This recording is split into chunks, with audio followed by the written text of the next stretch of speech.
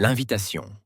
Les flèches cristallines de la Nouvelle-Genève brillaient au soleil couchant tandis que l'ambassadrice Sarah Chen étudiait le message holographique pour la 100e fois. L'invitation du Concordat galactique à la Terre semblait parfaite, trop parfaite. Après 2 siècles d'ignorance des tentatives de contact de l'humanité, leur intérêt soudain fit sonner l'alarme dans son instinct diplomatique. « Rejoue, Aria », ordonna-t-elle à son assistante oculaire. L'hologramme s'anima, révélant la silhouette imposante du haut orateur zaxalien.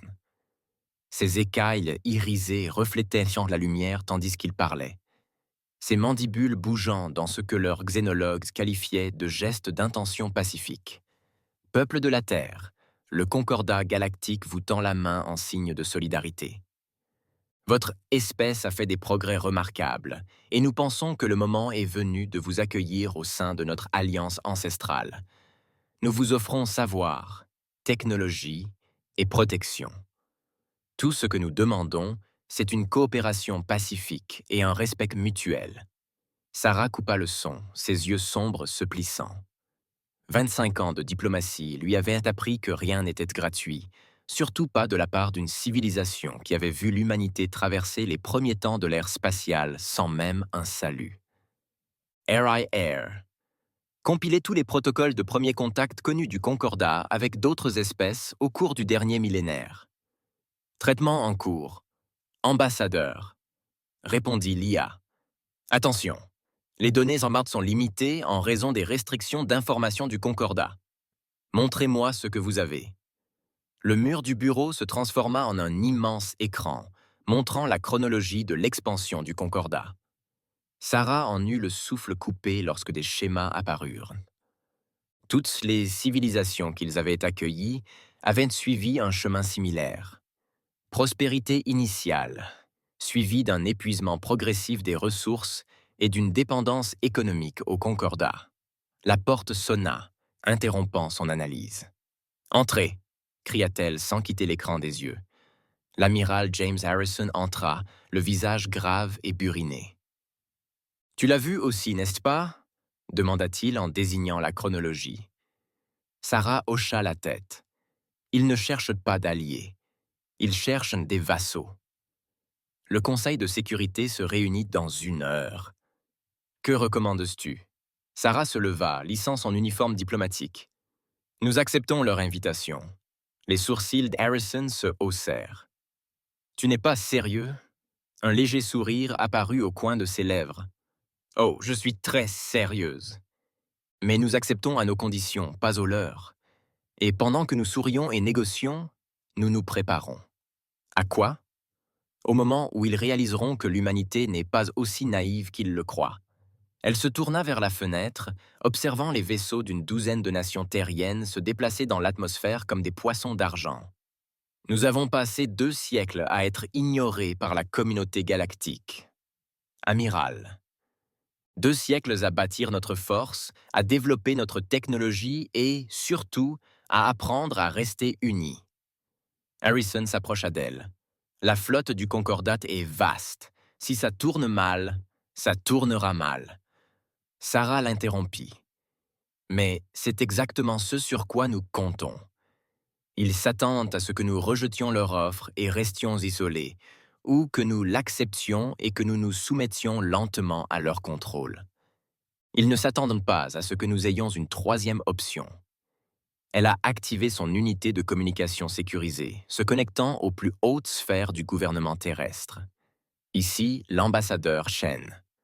Implémenter le protocole Cheval de Troie. Autorisation. Chen Alpha. 7-9, Delta. Partout sur la planète et dans tout le système solaire, des installations secrètes s'animent.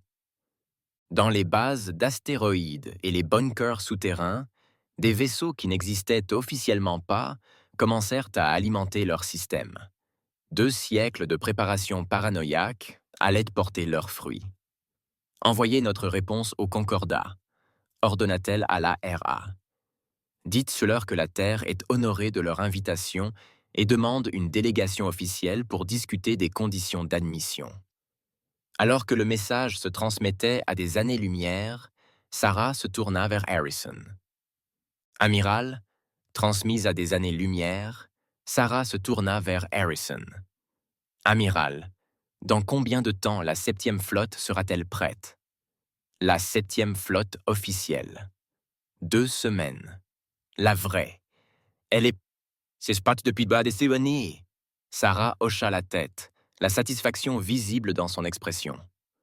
Tant mieux, car nous sommes sur le point de donner une leçon au Concordat sur la sous-estimation de l'humanité.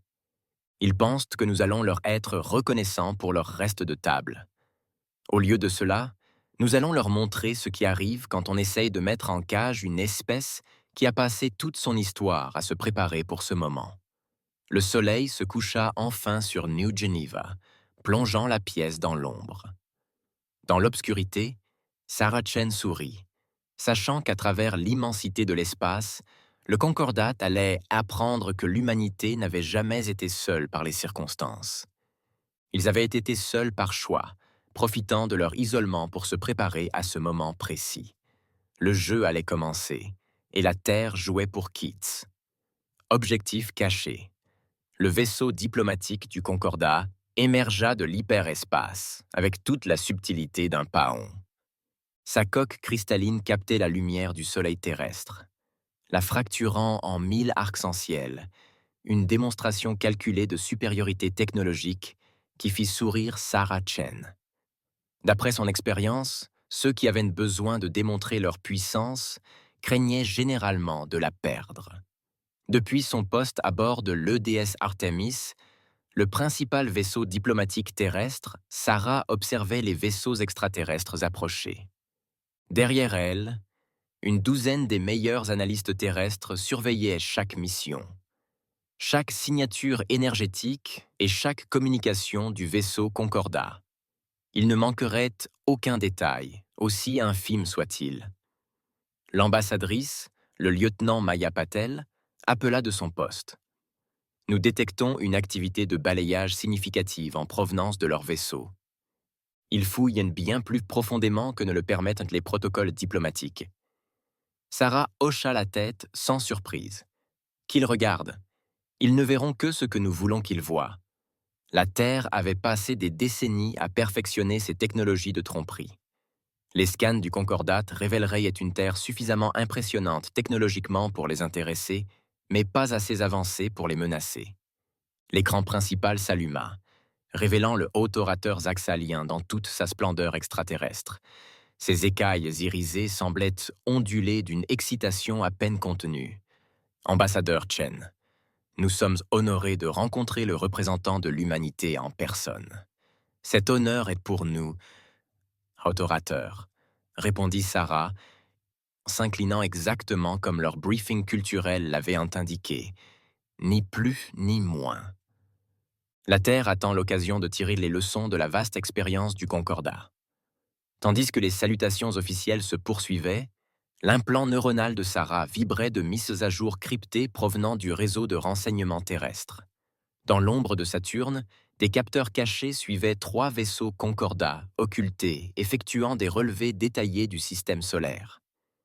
Près de Mars, leurs sondes analysaient les opérations minières humaines.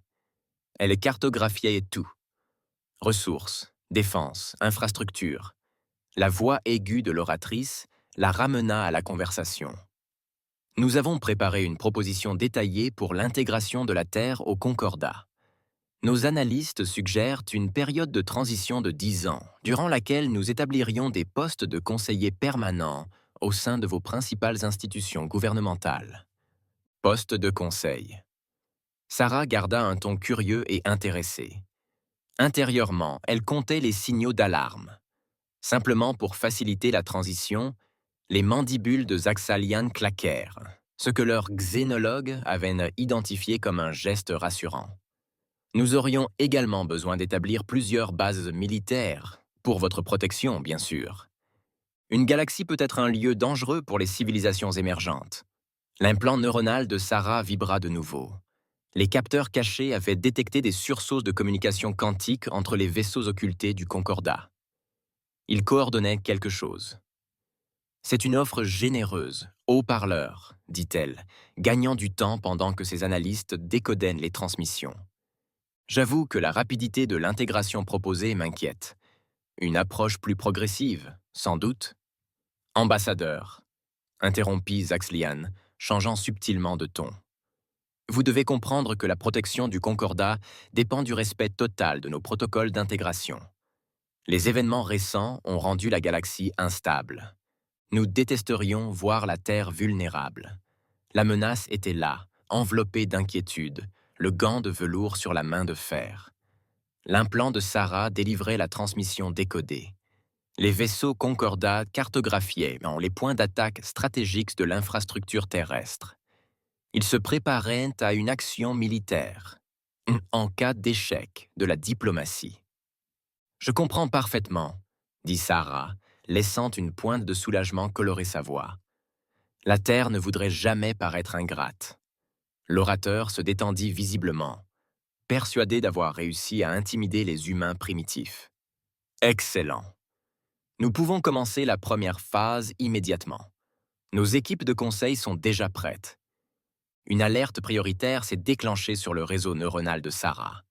Les vaisseaux Concordat camouflés avaient commencé à se positionner pour attaquer, à l'abri des méthodes de détection conventionnelles. Ils se couvraient. Si la Terre refusait leurs conditions, ils lanceraient une première frappe dévastatrice. Mais Sarah s'y attendait. Après tout, c'était exactement ce que le Concordat avait fait aux 3 dernières civilisations qu'ils avaient invitées à les rejoindre. La différence était que ces civilisations n'avaient pas passé 2 siècles à se préparer à ce moment. « Haute-parleur », dit-elle, sa voix prenant une chaleur qui n'atteignit pas ses yeux. Avant de poursuivre, je me demandais si vous pouviez m'éclairer sur un point. Elle fit un geste, et l'IA de son vaisseau afficha une carte holographique du système solaire, incluant les positions des vaisseaux cachés du Concordat. Les écailles zaxaliennes perdirent leur éclat. Je ne comprends pas. Il doit y avoir une erreur. Pas d'erreur, haute-parleur. Nous traquons vos vaisseaux depuis leur entrée dans notre système. Le masque diplomatique chaleureux de Sarah tomba, remplacé par l'acier. Et maintenant, allons-nous discuter des véritables termes de notre relation avec le Concordat, ceux qui n'impliquent pas de traiter la Terre comme une nouvelle conquête? Les mandibules du haut-parleur claquèrent derrière la carte d'agitation. Tu oses. Nous osons beaucoup, en fait, interrompit Sarah, et tu vas bientôt découvrir à quel point. Car pendant que tu étais occupé à planifier ton invasion, nous mettions en œuvre nos propres plans.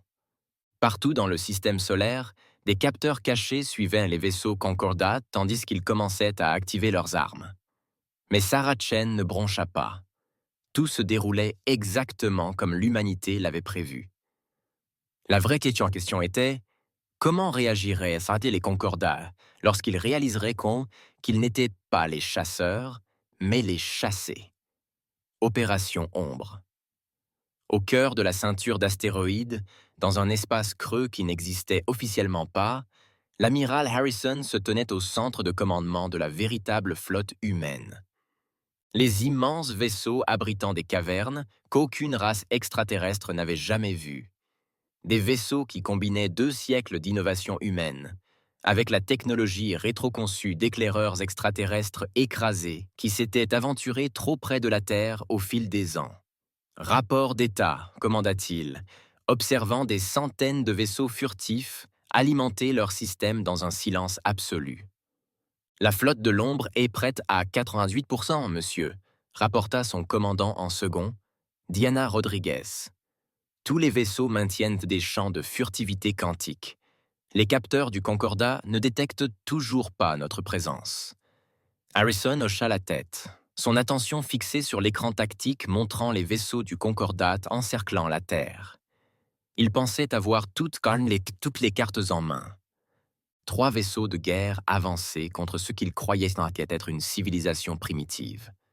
Leur arrogance était exactement ce sur quoi l'humanité comptait. Son système de communication quantique sécurisé crépita. « Amiral. » La voix de Sarah Chen retentit. Le haut-parleur est sur le point de prendre sa décision. Sommes-nous prêts? La flotte de l'ombre est sur le point de prendre sa décision. Sommes-nous prêts? La flotte de l'ombre est en position, confirma Harrison. Je pense néanmoins que nous aurions dû montrer plus clairement notre jeu plus tôt, les empêcher de s'approcher autant. Non, la voix de Sarah était ferme. Il faut qu'ils s'engagent pleinement dans leur plan d'attaque.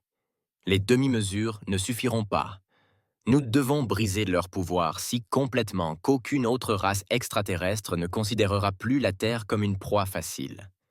Sur l'écran principal, le vaisseau amiral du Concordat lançait ce qu'il pensait être des sondes indétectables vers les principales villes de la Terre. L'arrogance de l'extraterrestre était presque pénible à regarder. Chaque sonde était pistée, ses données interceptées et modifiées pour montrer exactement ce que l'humanité voulait qu'elle voie. Signal de l'ambassadeur Chen. Le commandant Rodriguez a annoncé. Le haut-parleur a rejeté nos conditions de partenariat égalitaire. Ils passent à leur plan de secours. Harrison s'autorisa un sourire sombre. Pile dans les temps. Début de l'opération Shadow. Phase 1. À travers la ceinture d'astéroïdes, la flotte cachée de l'humanité a commencé à se déplacer. Les champs quantiques furtifs, développés au fil de décennies de recherche, les rendaient invisibles non seulement aux capteurs, mais aussi à la structure même de l'espace-temps.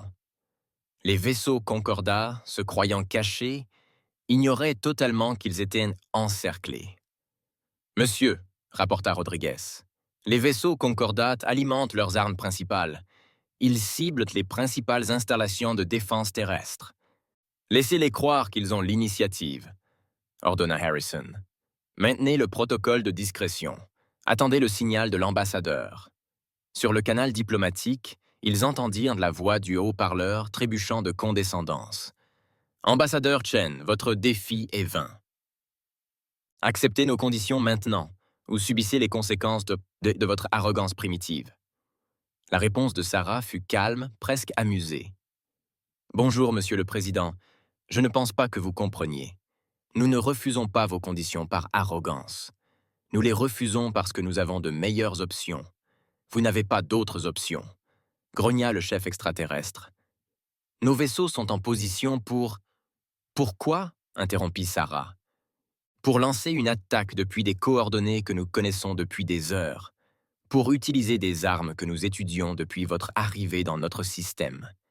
S'il vous plaît, haut-parleur, pensiez-vous vraiment que nous avons passé 2 siècles isolés à développer les réseaux sociaux et les émissions de télé-réalité? Harrison observait l'écran tactique montrant les vaisseaux Concordat entamer leur offensive. Leur système d'armes chargeait, leurs boucliers se levaient, conformément aux doctrines de combat que les services de renseignement terrestres avaient étudiées pendant des décennies. Tous les vaisseaux, ordonna Harrison, préparez-vous pour la phase 2. Armes prêtes, mais ne désengagez pas les systèmes furtifs avant mon signal. Le vaisseau amiral Concordat lança sa première frappe, une explosion d'énergie massive visant le centre de défense, supposé crucial de la Terre, situé au Nevada.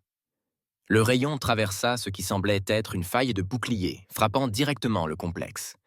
Sur leur capteur, cela aurait pu paraître dévastateur.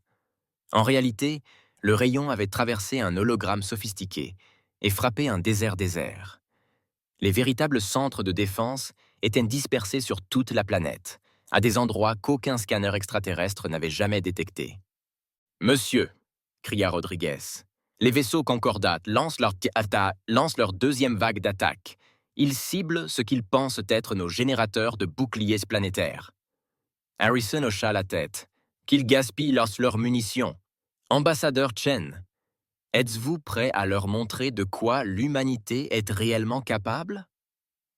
Et que dire, Zaxalian, le haut-parleur du tournant, observa avec satisfaction les armes de son vaisseau frapper les installations défensives de la Terre. Les humains primitifs avaient osé rejeter l'offre généreuse du Concordat, et ils allaient maintenant connaître le prix de leur défiance. Les capteurs de son vaisseau amiral indiquaient des dégâts dévastateurs sur les installations militaires clés de la planète. « Vos systèmes de défense sont en panne, ambassadeur Chen, » annonça-t-il, ses mandibules claquant en signe de triomphe. « Rendez-vous maintenant, et nous pourrons encore faire preuve de clémence. Sur l'écran, l'expression du diplomate humain restait d'un calme déconcertant. Bonjour, Monsieur le Président. J'ai une question pour vous. Lors de tous vos examens de notre système, vous êtes-vous déjà demandé pourquoi nous empêchions l'exploitation minière des anneaux de Saturne? Les écailles axaliennes tremblèrent de confort, de confusion face à cette apparente incohérence. Vos restrictions minières primitives ne sont plus vraiment pertinentes. En fait, intervint Sarah, elles le sont tout autant. Amiral Harrison, s'il vous plaît. L'espace autour des anneaux de Saturne scintilla. Ce qui semblait être de la glace et de la roche ordinaire se mit à bouger. Des milliers d'objets émergeaient, projetant des champs de camouflage sophistiqués qui avaient trompé les capteurs du Concordat pendant des heures. Le sang de Zaxalian se glaça. Là où il n'y avait rien, il y avait maintenant une flotte. Non pas la poignée de vaisseaux de guerre primitifs dont ses services de renseignement avaient fait état, mais des centaines de vaisseaux perfectionnés, sans équivalent dans la base de données des Concordats. « Impossible, murmura-t-il. Votre espèce n'a réalisé de vols spatiaux qu'au cours des 2 derniers siècles. 2 siècles que vous avez passés à nous ignorer, corrigea Sarah. 2 siècles que nous avons passés à nous préparer. Mais pensiez-vous vraiment que nous ne remarquerions pas votre modèle d'intégration pacifique à travers la galaxie? Chaque espèce que vous avez absorbée, chaque civilisation que vous avez soumise, nous les avons toutes étudiées. Nous avons appris de leurs erreurs. Sur son écran tactique, d'autres vaisseaux apparaissaient. La ceinture d'astéroïdes s'animait de vaisseaux cachés. La lune de la Terre scintillait tandis que des hangars dissimulés s'ouvraient à sa surface. Ce qui semblait être une planète sans défense se transformait en un monde forteresse. Amiral Harrison. La voix de Sarah était d'une dureté d'acier. Vous pouvez passer à la phase 3. La flotte humaine se déplaçait avec une précision dévastatrice. Les torpilles quantiques, armes que le Concordat avait combattues, dépassaient de plusieurs siècles les capacités humaines et sillonnaient l'espace. Elles ne touchaient pas les cibles évidentes, mais des points faibles précisément calculés dans les défenses du Concordat, que seules des décennies d'études minutieuses auraient pu révéler. « Comment ?» demanda Zaxlian, tandis que les boucliers de son vaisseau amiral cédaient sous l'assaut. « Comment avez-vous pu développer tout cela en secret ?»« Nous avons reçu de l'aide, » admit Serrat. « Chaque vaisseau éclaireur que vous avez envoyé nous étudier, chaque sonde qui s'est écrasée sur notre territoire, nous avons appris de chacun d'eux. Mais, surtout, nous étions motivés. Voyez-vous, haut-parleur, l'humanité a une longue tradition de préparation au pire scénario. En regardant les étoiles, nous espérions des amis, mais nous nous préparions à affronter des conquérants. Les vaisseaux de soutien du Concordat étaient déjà paralysés, leurs armes neutralisées par des frappes ciblées qu'ils n'avaient jamais vues venir. Les vaisseaux humains se déplaçaient avec une furtivité incroyable, apparaissant et disparaissant à volonté, frappant sous des angles qui semblaient défier la physique. « Monsieur !» s'écria un officier de Zaxalien paniqué. « Leurs armes ne sont pas seulement perfectionnées, elles sont spécialement conçues pour contrer nos systèmes défensifs. Bien sûr qu'elles le sont. » La voix de Sarah était presque douce. « Maintenant. Nous avons eu des décennies pour étudier votre technologie, vos tactiques, vos faiblesses. Chaque fois que vous avez envoyé un vaisseau nous observer, vous pensiez recueillir des renseignements. En réalité, vous nous aidiez à nous préparer à ce moment. » Zaxalian observa avec horreur les défenses de son vaisseau amiral s'effondrer une à une. Non pas par une force écrasante, mais par des frappes précises et chirurgicales témoignant d'une connaissance approfondie des systèmes de son vaisseau. « Vous avez 2 choix, haut-parleur, » poursuivit Sarah. « Vous pouvez ordonner à vos vaisseaux restants de se retirer des négociations ouvertes pour un véritable partenariat égalitaire entre la Terre et le Concordat, ou... » Elle laissa l'alternative en suspens. Autour de son vaisseau amiral, la flotte terrienne avait achevé de neutraliser les vaisseaux de soutien du Concordat. Des centaines de vaisseaux humains étaient désormais suspendus dans l'espace, leurs armes prêtes à l'emploi, leur véritable capacité encore largement méconnue. Votre espèce, réussit à dire Zaxalien d'une voix rauque. Vous n'êtes pas ce que nous pensions. Non, approuva Sarah. Nous ne le sommes pas. Parlons maintenant de ces négociations. Dans le silence qui suivit, tandis que le haut orateur contemplait sa flotte en ruine, une vérité fondamentale s'imposa. L'humanité n'avait jamais été l'espèce primitive que le Concordat supposait. Ils étaient un géant endormi, se préparant soigneusement à ce moment précis.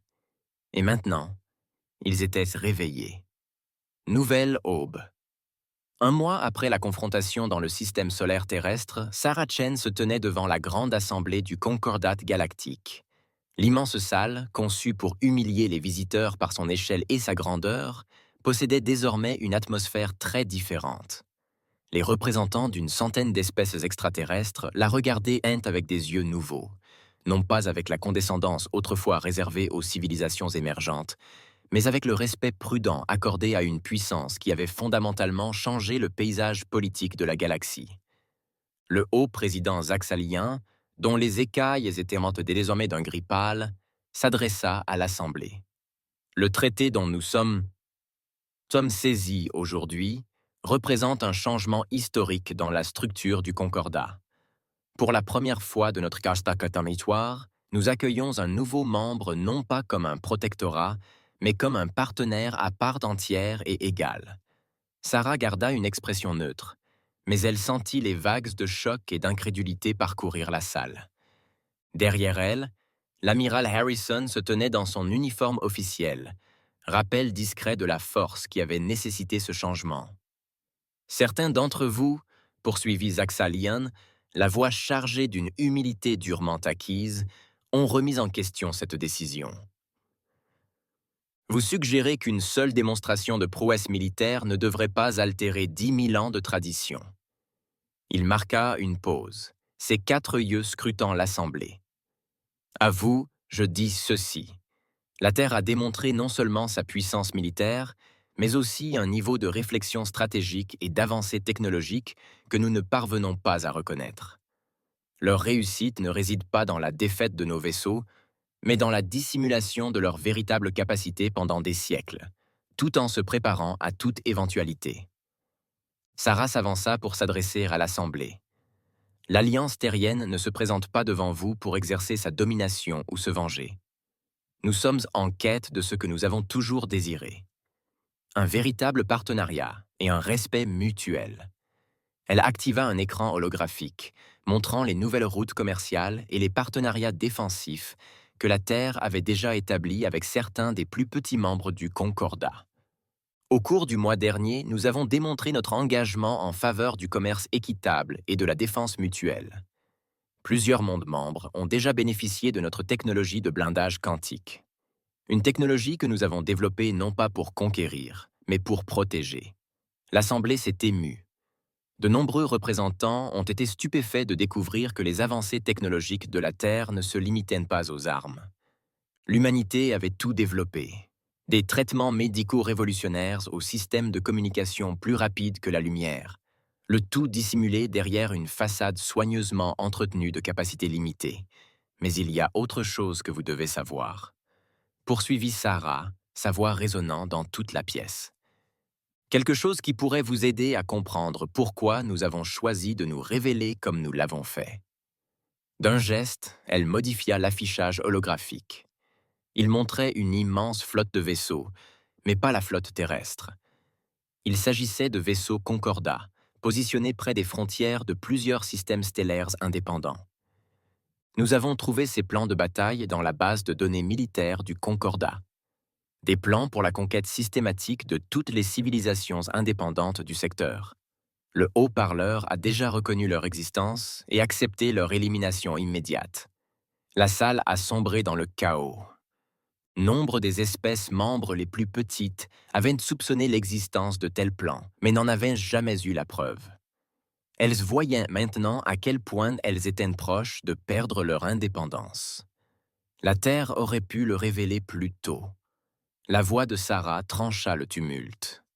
Nous aurions pu retourner les espèces membres contre les dirigeants du Concordat. Au lieu de cela, nous avons choisi de démontrer notre force en imposant le changement sans provoquer l'effondrement du Concordat. Elle se tourna vers Zaxalion, car malgré ses défauts, le Concordat a apporté la stabilité à une grande partie de la galaxie. Il n'a pas besoin d'être détruit. Il doit être réformé. Le haut orateur inclina la tête en signe d'acquiescement. Et cette réforme commence aujourd'hui. Le traité qui nous est présenté non seulement accueille la Terre comme partenaire à part entière, mais restructure le Concordat lui-même. Nous ne serons plus un empire, si ce n'est le nom. Nous deviendrons ce que nous aurions dû être dès le début, une véritable alliance d'égaux. Alors que l'Assemblée entamait ses délibérations sur le traité, Sarah reçut un message privé de l'amiral Harrison. La flotte de l'ombre signale que tous les groupes de combat du Concordat se retirent. La vieille garde accepte la réalité. Sarah s'autorisa un petit sourire.